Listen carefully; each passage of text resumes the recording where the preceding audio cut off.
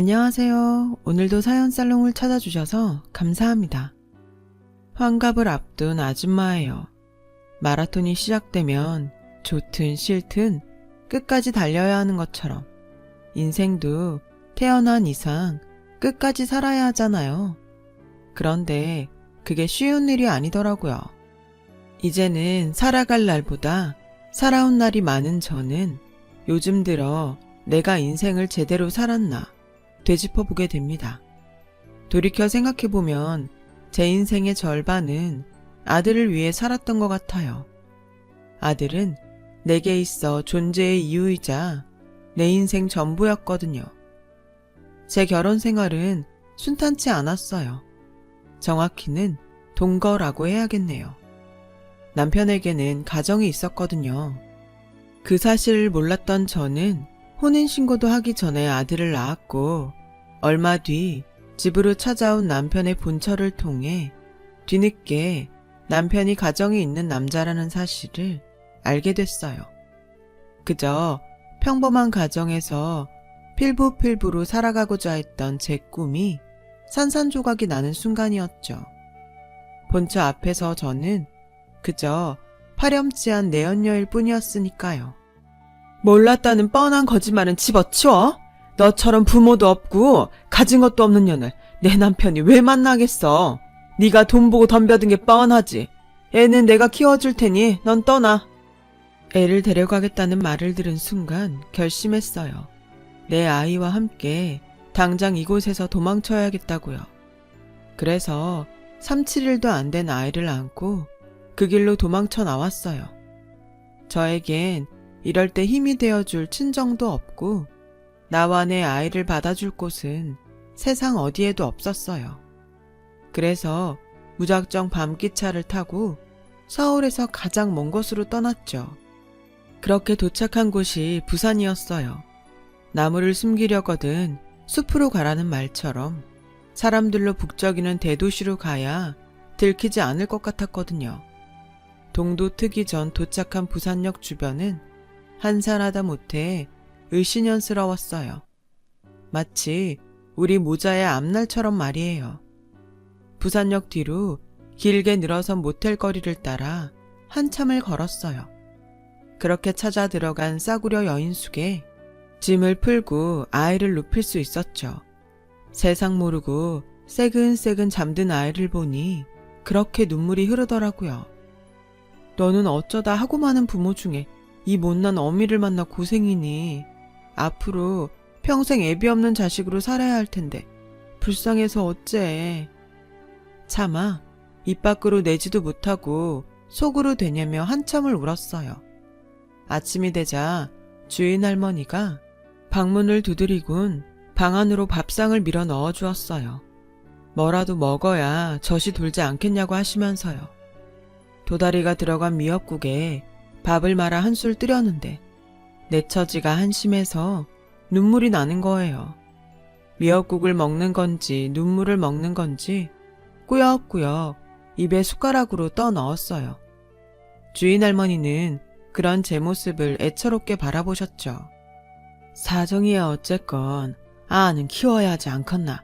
다 묻고 문 앞에 내놔라. 경상도 특유의 무뚝뚝함 뒤에 담긴 따뜻한 마음 덕분에 저는 매 끼니마다 주인 할머니의 미역국을 먹으며 아들에게 젖을 물릴 수 있었어요. 이후에도 주인 할머니는 여인숙에서 아이를 키우며 살 수 있게 돈벌이가 되는 일감도 가져다 주시고 여러모로 우리 모자를 도와주셨어요. 할머니는 사고로 일찍 세상을 떠난 아들 내외가 남긴 어린 손자와 함께 살고 계셨는데 아이는 엄마 정이 그리워서 그런가 저를 곧잘 따랐어요. 제가 아들에게 젖을 물리고 있으면 방에 들어와 한참을 바라보곤 했죠. 어린아이의 눈빛이 어찌나 쓸쓸해 보이던지 제 마음이 다 뭉클했어요. 그래서 더 정이 갔는지도 모르겠네요. 전 눈이 침침한 할머니를 대신해 아이의 손톱도 깎아주고 바가지를 씌우곤 앞머리를 잘라주곤 했죠. 목욕탕에 갈 때도 데리고 가서 때도 밀어주고 때때로 떡볶이며 김밥도 만들어 먹였어요. 아이는 그런 제게 정이 많이 들었는지 어디를 가든 꼭 졸졸 따라다녔죠. 모르는 사람이 보면 제 아들인 줄 착각할 정도였어요. 그러던 어느 날이었어요. 늦은 밤 주인 할머니가 제 방으로 찾아오셨더라고요. 평소와 달리 한참을 망설이시다가 입술을 달착거리며 어렵게 부탁을 하셨어요. 네? 학부모 상담을 대신 가달라고요? 자식 새끼 먼저 보내고 딱 저거 하나 남았다 아이가. 딴 건 몰라도 어린 것 가심에 못을 박아가 쓰겄나. 네, 부탁 좀 할게. 딱 하루만. 우리 형석이 엄마 노릇 좀 해주소. 국민학교에 입학하고 처음 맞는 학부모 상담에 당신 대신 참석해 엄마 노릇을 해달라는 거였어요. 그동안 주인 할머니께서 저한테 해주신 것도 있고 형석이에 대한 짠한 마음도 있어서 저는 그러겠다고 했죠. 난생 처음 해보는 담임선생님 상담에 왠지 긴장이 되더라고요. 혹시나 실수를 하지는 않을까? 가짜 엄마인 게 탄로나면 어쩌나 걱정을 하면서 교실로 들어갔어요. 그런데 그런 저를 보더니 형석이가 엄마! 하고 부름에 달려오지 뭐예요? 순간 당황했지만 티를 낼 순 없었어요. 형석이가 반 아이들을 향해 큰 소리로 이렇게 말했거든요. 너희들 잘 봤제? 우리 엄마다. 나 고아 아니라고. 제 손을 꼭 잡고 악을 쓰듯 소리치는 아이를 보니 제 어린 시절이 떠올라 오늘만큼은 진짜 형석이 엄마가 되어야겠다고 생각했어요. 우리 형석이 엄마 많이 기다렸어? 동생 재우고 오느라 엄마가 늦었어. 다음엔 안 늦을게. 미안. 그 모습에 반 아이들은 아무 말도 하지 못했어요. 아이들이 운동장으로 나가고 저는 담임선생님과 면담을 시작했어요. 그런데 담임선생님은 이미 형석이한테 부모가 없다는 걸 알고 있더라고요. 그것도 모르고 엄마 행세를 했으니 창피한 노릇이었죠. 다행히 선생님은 그에 대해 아무것도 묻지 않으셨어요. 그저 형석이의 학교 생활과 가정에서 교육해야 할 것들을 일러주셨죠. 그렇게 상담을 마치고 형석이와 함께 집에 돌아오는데 아이가 그러더군요. 아줌마가 진짜 엄마였으면 좋겠다고요. 그래? 그럼 진짜 엄마하지 뭐. 형석이처럼 착하고 예쁜 아들도 없고 아줌마가 땡 잡았네. 그 말에 형석이는 제자리서 팔짝팔짝 뛰며 좋아했어요. 그날 이후 형석이는 저를 엄마라고 부르기 시작했고 저 역시 형석이를 아들이라고 불렀어요. 그러자 주인 할머니가 그러시더군요. 웃자노, 이제 방세 받기는 글렀다. 안 그나 가족끼리 돈 받고 방 빌려주는 게 어딨노? 이것도 인연이라고 고마 이래 살자. 됐나? 그렇게 저는 쫓기듯 도망쳐 온 곳에서 꿈에 그리던 가정을 이루게 되었어요. 그리고 몇 년 뒤 할머니는 더 이상 손님도 들지 않는 여인숙을 팔고 지인한테 공사장 한밭집을 인수했어요. 그때부터 할머니와 저는 본격적으로 밥 장사를 시작하게 되었죠. 공사장 특성상 남들 다 자는 시간에 식당 문을 열어야 해서 아침 일찍부터 움직여야 했어요. 사람들 두지 않고 할머니와 단 둘이 모든 걸 해내려니 몸이 성한 곳이 없을 정도로 육체적으로 힘들었어요. 그래도 몸이 힘든 만큼 돈은 잘 모이더라고요. 대신 거친 공사장 인부들이 종종 저에게 야한 농담을 건네며 추근대곤 했는데 그럴 때마다 할머니가 물바가지를 뿌리며 욕설을 퍼부어대곤 했어요. 그 주둥이 확 꼬매버리기 전에 당장 꺼지라. 한 번만 더 와가 허튼 수작 부리모 니 죽고 내 죽는 기다. 알겠나? 그런 할머니 덕분에 저는 거친 사내들 속에서 10년 가까이 무사히 장사를 할 수 있었어요. 그러는 사이 제 아들은 국민학생이 되었고 고등학생이 된 형석이는 바쁜 저를 대신해 제 아들을 입히고 씻기며 친동생처럼 살뜰히 보살펴 주었어요. 어느새 진짜 가족처럼 된 우리는 오순도순 잘 살고 있었어요. 그 일이 생기기 전까지는요. 점심 장사를 마치고 할머니와 늦은 점심을 먹고 있었는데 웬 남자가 식당 안으로 들어오더라고요. 그런데 얼굴이 낯이 익더라고요. 작은 사모님, 저 윤기사입니다. 그 말에 얼굴을 자세히 보니 남편의 차를 몰던 운전기사더라고요. 그 순간 온몸에 소름이 쫙 끼쳐서 아무 말도 못하고 벌벌 떨었어요. 서울 바닥을 다 뒤져도 못 찾겠더니 여기 계셨네요. 아드님은 무사하죠? 사장님이 많이 보고 싶어 하십니다. 본처와의 사이에서 자식이 없었던 남편은 제가 아이와 함께 도망친 이후 사설업체에 의뢰해 우리 모자를 찾아왔다고 하더라고요. 그러다 얼마 전 저랑 닮은 사람을 부산에서 봤다는 얘기를 듣고 윤기사를 시켜 직접 확인하라고 보낸 거였죠. 저 우리 민석이 없이 못 살아요. 그러니 제발 저 못 본 걸로 해주세요. 그렇게만 해주신다면 제가 무슨 수를 써서라도 그 은혜 갚을게요. 제발 한 번만 눈 감아주세요. 네? 그 순간엔 정말 전 재산을 다 주고서라도 아들을 지키고 싶은 심정이었어요. 처음엔 절대 안 된다고 정색을 하던 윤기사는 바닥에 무릎까지 꿇고 통사정을 하는 저를 보곤 잠시 생각에 잠겼어요. 그리고는 모시는 분을 배신하면 저도 모가지 날아가요. 저도 가정이 있는 몸인데 작은 사모님 사정 봐주다가 내 식구들 길거리 나 앉을 수도 있다고요. 치킨집이라도 하나 차릴 돈이라도 있으면 모를까. 그 말에 옆에서 얘기를 듣고 있던 할머니가 끼어들었어요. 그 돈 내가 줬구마. 조금만 기다려 주이소. 내 은행 가가 돈 찾아올라니까. 할머니는 앞치마를 벗어던지고 나가셨어요.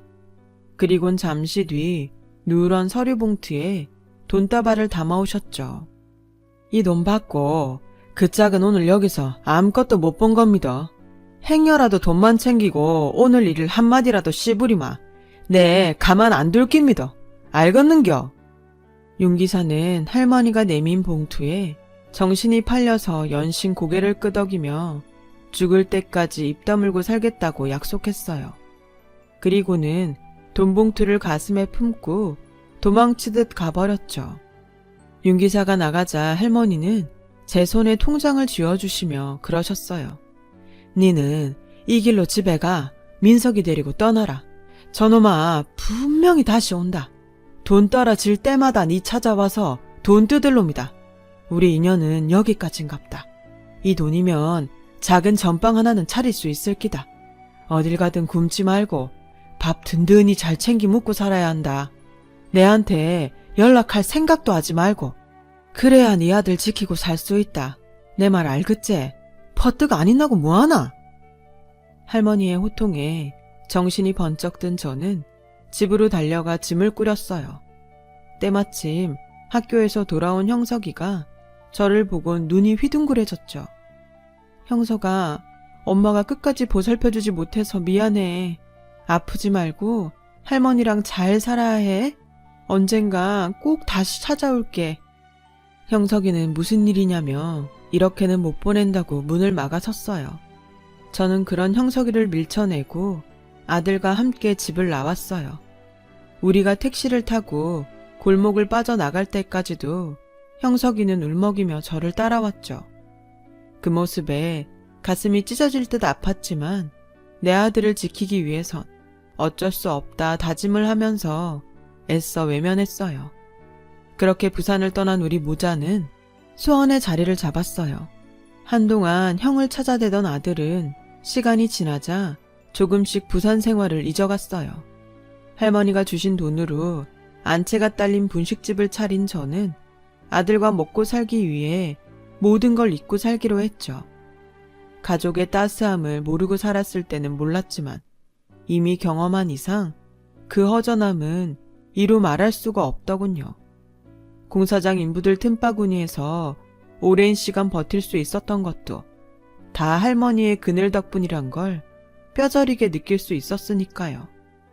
더는 취객으로부터 저를 보호해줄 사람도 없고 저 대신 아들을 돌봐줄 사람도 없었어요.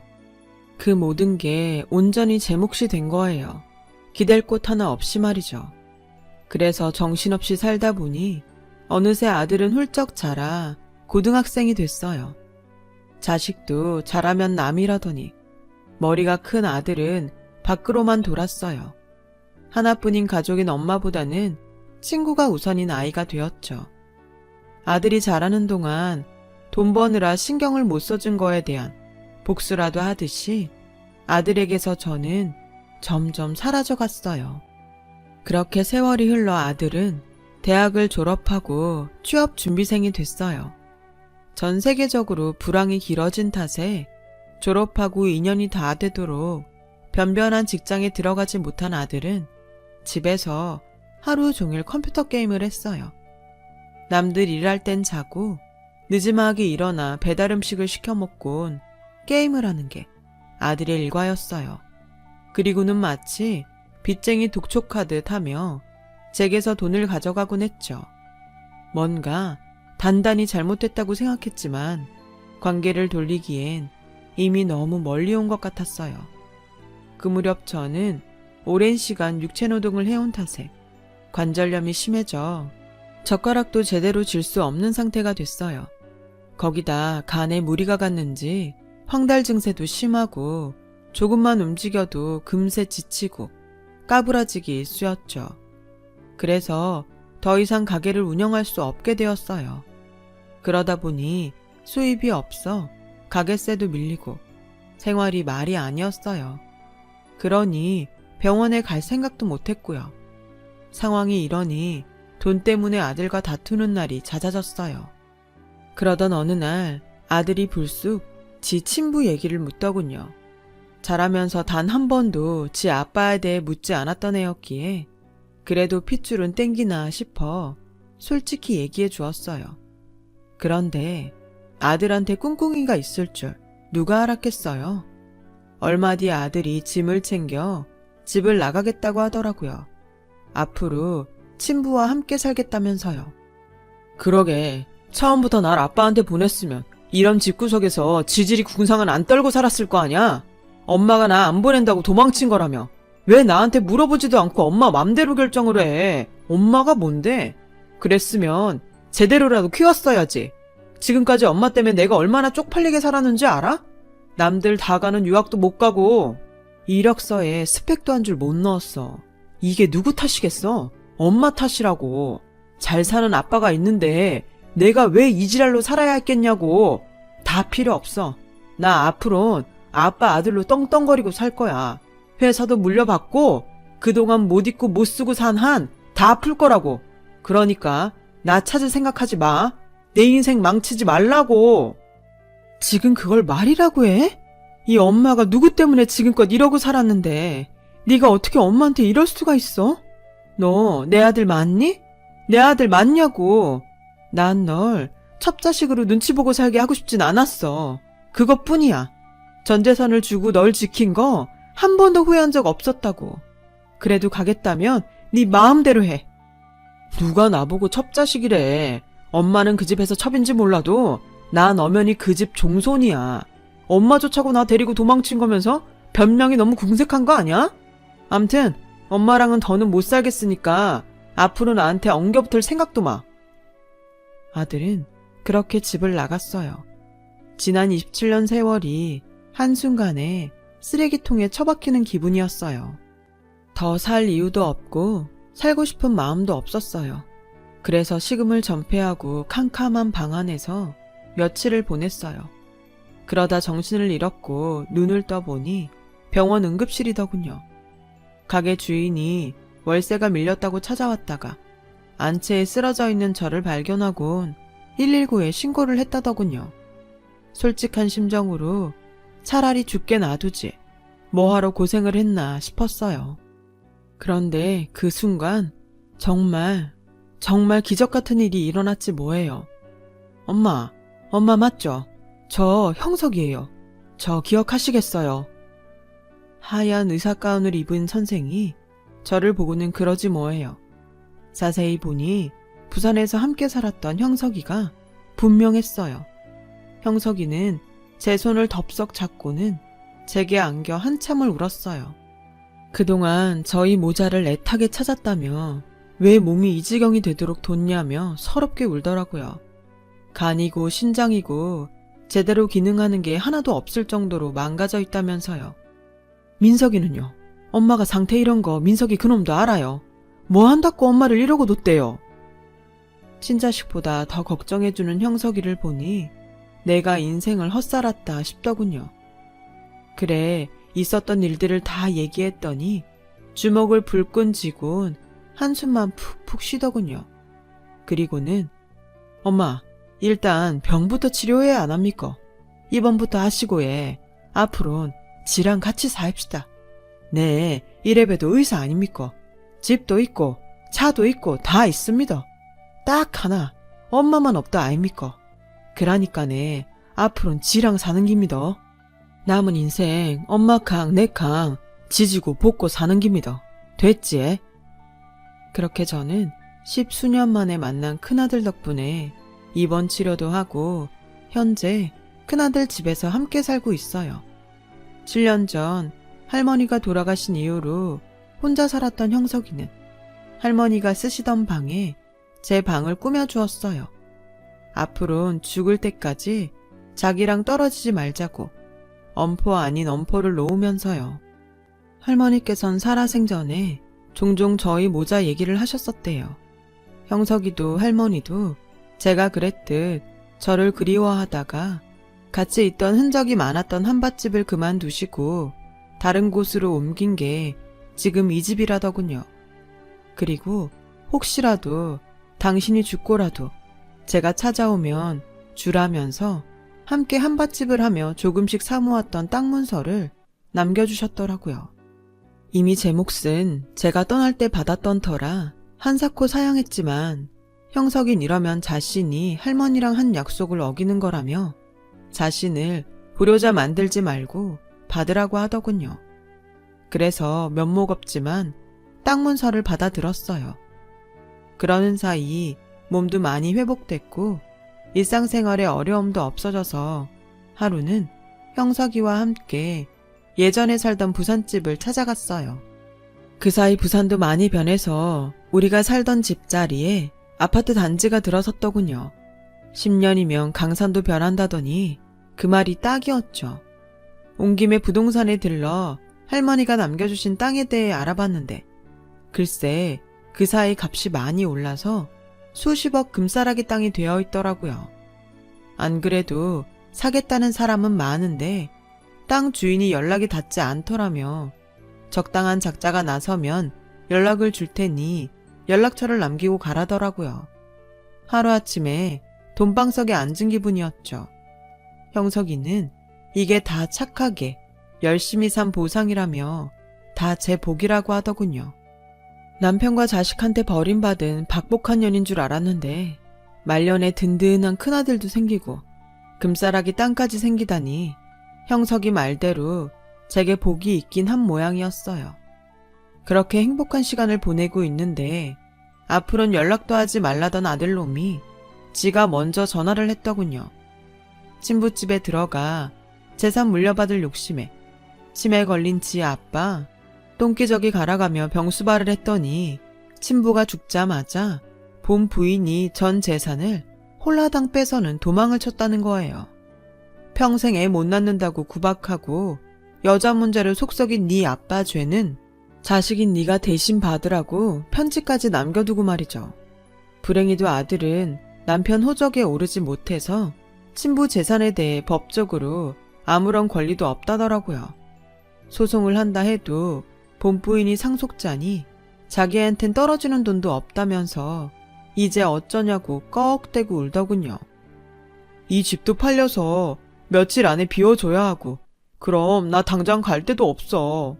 가게에 가봤더니 엄마가 이사 갔다고 그러던데 어디로 간 거야? 나 거기서 좀 살자, 응? 엄마면 자식 부양할 의무가 있는 거잖아. 안 그래? 애초에 엄마가 나랑 아빠를 떼어놓지만 않았어도 내가 이 모양 이 꼴은 안 됐을 거 아니냐고. 따지고 보면 이게 다 엄마 탓이니까 엄마가 나 책임져. 돈 많은 친부 찾아간다고 병든 엄마를 버린 놈이 낯짝도 두껍지. 자식 부양이 어쩌고 하면서 자기를 책임지라네요. 아무리 부모는 전생에 자식에게 빚진 자라고 하지만 이건 아니죠. 부모 자식 간에도 도리가 있는 건데 제 아들놈은 그걸 모르더군요. 누굴 탓하겠어요. 다 제 죄인걸. 그래서 결자 해지의 심정으로 못돼 먹은 아들놈 교육시키는 차원에서 전화기에 대고 쌍욕을 퍼부어줬어요. 그동안 애비 없이 살게 만든 게 미안해서 싫은 소리 한 번 안 하고 늘 가여워하며 참고 살았는데 더는 안 되겠더라고요. 이런 미친놈아, 네가 그러고도 인간이냐? 자식 부양의 의무? 다 죽어가는 엄마 버리고 돈 많은 친부 찾아간 놈이 할 소리냐? 나 더는 너 같은 인간 말종놈이랑 부모 관계로 엮이기 싫다. 피 한 방울 안 섞이고도 날 데려다 보살펴주는 진짜 내 아들 형석이랑 100년 만년 살 테니까 넌 네 구미에 맞는 새엄마 찾아서 살아라. 네 놈 목소리도 이젠 치가 떨리니까 앞으론 전화도 하지 마라. 전화를 끊고는 한참을 씩씩거렸어요. 그러다 서름이 복받쳐 어걱대고 한참을 통곡했죠. 네 배로 낳은 자식한테 모진 소리를 하고 속 편한 부모가 어딨겠어요. 그런데 받은 상처가 너무 커서 아직은 내 아들을 받아줄 마음이 안 생기네요. 혹시라도 땅 얘기를 들으면 그거 뺏어먹겠다고 달려들까봐 진짜 제 것도 아닌 그 가슴 아픈 땅을 말이죠. 그것도 두렵고 한 번 날 버린 놈이 두 번은 못 버리겠냐는 생각에 겁도 나더라고요. 그래서 형석이한테 말해서 땅 명의는 형석이 앞으로 해뒀어요. 혹여라도 나중에 내 아들이 지 권리를 요구하지 못하도록 말이죠. 원래 내 몫도 아닌데 당연한 거죠. 저는 그런 땅이 없어도 착하고 든든한 큰아들이 옆에 있으니까 그걸로 그간의 고생을 보상받은 기분이에요. 이제 큰아들한테 잘 어울리는 짝을 지어주면 그걸로 제 역할은 끝이 아닐까 싶습니다. 참 인생이란 게 제 마음대로 되지도 않고 힘들었지만 어떤 좋은 일들로 귀결될지 모르는 게 인생 같습니다. 제 사연을 들어주셔서 감사드리고요. 여러분의 인생에도 복된 날이 깃들길 바랍니다. 여러분, 사연 댓글에 응원과 현명한 조언 부탁드려요. 좋아요와 구독은 저에게 큰 힘이 됩니다. 오늘도 좋은 일 가득하세요.